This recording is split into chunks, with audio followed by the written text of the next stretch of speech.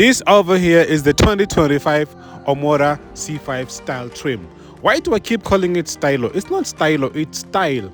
Anyway, in the Omoda lineup, we've got the street, the entry level, we've got the style, this one, we've got the luxury, and we've got the elegant. And then you've got elegant as tech and whatnot, those ones that dealerships cooks for you guys. Okay, so now we have previously done a review of the Omoda C5, but it was a top trim. I think it was a tech, elegant S, whatever, I'm not really sure. But you guys can go check it out in the, I'm going to leave the link in the description so that you can get to know about it. But in this one here, I'm going to talk about the styler because the styler took me by surprise. A car that is a second entry level with this kind of tech, you will not get in Germany or Europe because, or in America, you will not get it because it will be too expensive. But this one, under 400,000 and has got these features. Let's go check it out starting from the front of the car. The daytime driving lights over here. You know, your main beams are over here. And you've got a little bit of carbon fiber here as you can see. Yeah, you will not see it clearly because the car is black and the carbon fiber is black, so it's not very much visible. But if this car was a different color, you will be seeing the carbon fiber here. Oh, and by the way, carbon fiber continues up to here as well. As you can see, you've got carbon fiber as well. Just a little bit of inside, not that much. Walk back so we can fit the car in the frame and admire the beauty. This is a coupe style. It's just like that one over there. You see? You see? It's a coupe style, as you can see. Yeah, so now let's check out the interior of the car. I like to watch the car's interior from the back seat because that's where you get the perfect view. Oh yeah, and the seats, well designed. Remind me of what? AMG or the new Haval H6 GT. You know, you've got a bit of a artificial leather here and a cloth here, and it's very, very, very comfortable. You know, people at the back get access to ventilation, but we are here for this. Yo, this is nice. This is not, the cockpit is very nice. I love it. But I think it's best if we could jump to the front so that we can talk more about this car because wow, this is really beautiful, well designed. I now get them when they say the Omoda is a luxury part of Chery because this is just beautiful and affordable. You know, don't forget that it's very much affordable. Yep, this is your infotainment display with Android Auto and Apple CarPlay, already mentioned that as well. And then it's very much responsive, you know, it's not gonna jam or stop. Because we're in a stylo, these are not wireless chargers. These are just places where you can put your phone. But if you upgrade the top trims, you get wireless chargers. Let me rather remind you of the features that you get in the stylo package. Starting with the engine. The carbon fiber trims continues in the bonnet, Baba. The engine cover is carbon fiber. Anyway, this car comes with a 1.5 liter inline 4-cylinder engine that is turbocharged, and then also it produces 115 kilowatts. That is very, very less, but at least it makes up for it with the torque because it produces 230 newton meters of torque. The only done part about this engine is that it's a CVT, continuously variable transmission. The problem with them is that they make noise when you want to overtake. When you floor it makes noise like like in Koichi, you know what I mean? So that is the only problem with me. CVTs, I'm used to DCTs, you know what I mean? But for a new first-time car buyer, CVT is perfect. They wouldn't even see the difference or know the difference. Now let's talk about the features in the car. All the trims, whether you're street, style, luxe or elegant, they all come with ABS, EBD, brake assist, traction control and stability control. But however, the amount of airbags differs as you go up. The first entry level, which is the street, and the stylo have got only 4 airbags. And then when you come to the features, on the stylo, you get electric windows, power steering, central locking, which is keyless, cruise control. But if you want adaptive, you have to upgrade to the top trims. You've got air conditioning, climate control, Bluetooth connectivities. You've got USB ports at the back and at the front. Daytime running lights that are LED, fog lights, but however, your main beam is not LED. Also, you've got multifunctioning steering wheel. You've got alloy wheels that are 17 inches. If you want 18 inches, you have to upgrade to the top trims. And also, you've got park distance controls only at the back. And then you've got normal reverse camera that is only at the back. But if you want 360, if you want PDC in the back and front, you have to upgrade to the top trims. Okay, guys, so now I want to show something very much interesting about this car. Very much unique. Okay, not unique, obviously, because this kind of tech is available in most of Chinese cars. But if you are in Germany or Europe or America, you'll have to pay extra for it.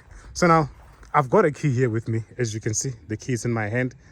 I want to demonstrate to you the keyless entry. What do they mean when they say this car's got keyless entry? Let's check it out. But wait a minute, before we continue with that, I see a very nice car coming this side. Wow, look at it. This thing is nice. Yeah, this thing is nice. Okay, now let me demonstrate it. So if you can come close to the car, ne? I'm here close to the car. The car is already unlocked, ne? So now I'm gonna open the door, and then when I close the door and walk away from the car, it is going to lock. You see, it locks. But now let's do this. But when they say keyless entry, they don't mean just the door only. I'm gonna open the windows. What I do is click and hold. Yeah, you see the windows are going down. So say you're in the car, you arrive at some place or a meeting, whatever, and then you're in a hurry, you want to get out and go somewhere else. You don't have time to close the window, you don't have time to lock the car, you just want to go away. Fortunately for you, you've got an Omoda C5 style with keyless entry. That works perfectly. Now the car is unlocked, all the windows are open, as you can see. All the windows are open. You get out of the car, you're in a hurry, you're going somewhere to your meeting. All you do is to just close the car and walk away from the car. Watch what happens. You see? Keyless entry. It will lock the car, it will close the window. If you've got sunroof, it will close the sunroof for you. That's the keyless entry. Now this feature, if you want it on your Polo or a Golf GTI or 8R GTI or Range Rover, you will have to pay extra. But with Omoda, the Chinese car, C5 Stylo, you don't pay extra. It comes as part of the package and it costs under $500,000. Why are you not buying Chinese car? Why are you not buying that? So, what do I think of the Omoda C5 in terms of the design? Hey, this car it gives mixed feelings, man. It have got this element of a spaceship, element of an electric car, element of they wanted to do something totally different, something that is not even there in the market. The only thing that I like a lot is that at least it's a coupe style. I love SUV coupes or coupes in general, you know what I mean? But otherwise, I've got nothing against this car. It's just that it caught me off guard by the design of the shape. Look at the rear. There's no car that looks like this. They wanted to be unique and then they became unique. Look at the front. There's no car that looks like this. The grill is too huge with all these chrome silver things, too big and all that, getting all over your face, giving electric cars vibes, spaceship vibes, something like that, you know what I mean? So, but otherwise, I've got nothing against it. It's just that it's not a car for me, plus it's small. I like huge SUVs.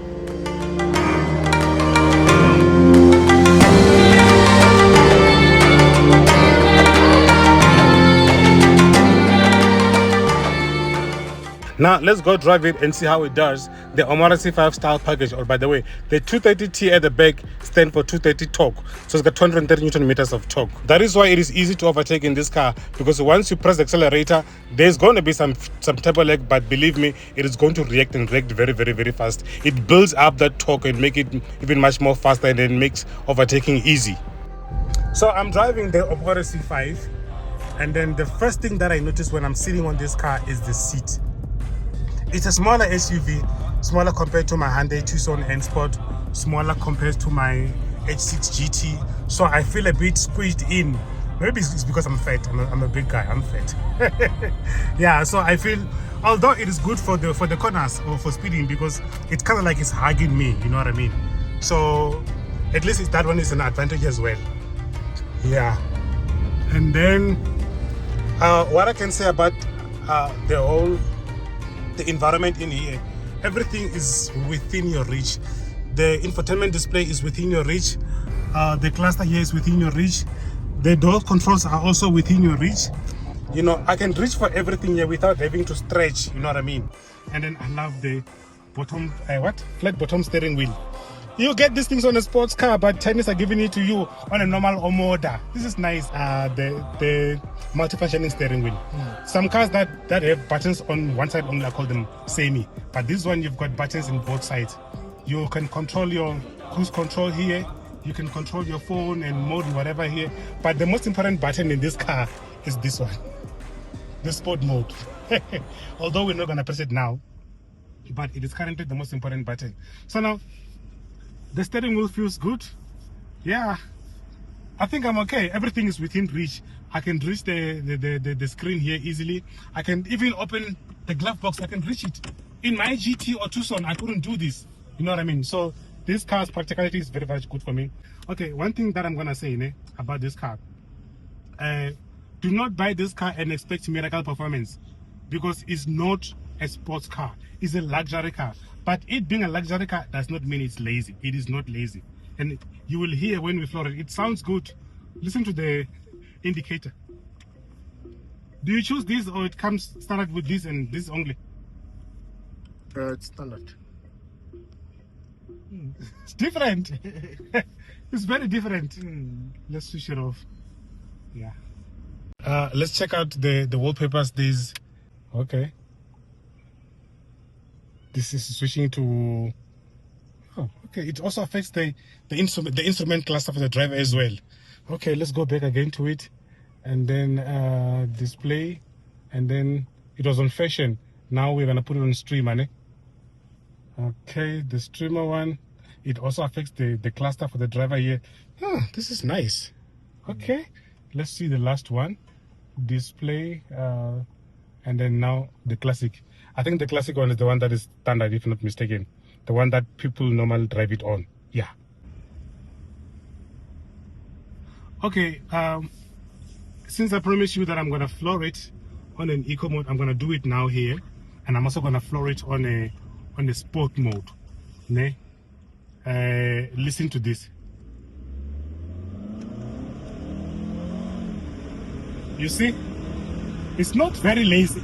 Yes, there's a serious turbo lag. It has to happen. Turbo lag has to be there. It's not a sports car. You're gonna find turbo lag. Yeah, but it's not lazy. You can decently overtake. That's what I'm trying to say. You can do your overtaking very decent without any problem. Yeah. Now we are gonna go on a sport mode. Before we actually floor it, I want you to see something. This car totally changes when you press the sport mode button. This is the sport mode button. I'm gonna press it now. You will look at the cluster there and the infotainment display. You see now. Now it says you're going to drive. Let's go. The change. Does it happen internally? Here's my concern with this car when it comes to the sport mode. You put it in the sport mode, you floor it. It screams on a high rev. You don't feel it changing gears. You don't even see the RPMs going down. They're only going up. They go up to the red. They stay there. They vibrate. It doesn't come back. You know what I mean? We had to do it more and more and more in order for us to feel the gear change. And then you hardly feel it. I don't know if it's the problem of the CVT or if it's the car or something else, but something was just not giving, because when you put a car on a sport mode and then you floor it, when you change from gear 1 to 2, you must feel the car changing. You know what I mean? But not with this car. With the Omoda C5, you do not feel anything. Okay? But the car will continue going, driving as if there's no problem, Jay. So I don't know. If anybody out there who drives the Omoda C5 street style or whatever, please comment in the comment section and let us know how does yours behave on the sport mode. Do you feel the gear changes? Does the rev counter goes back or it stays up?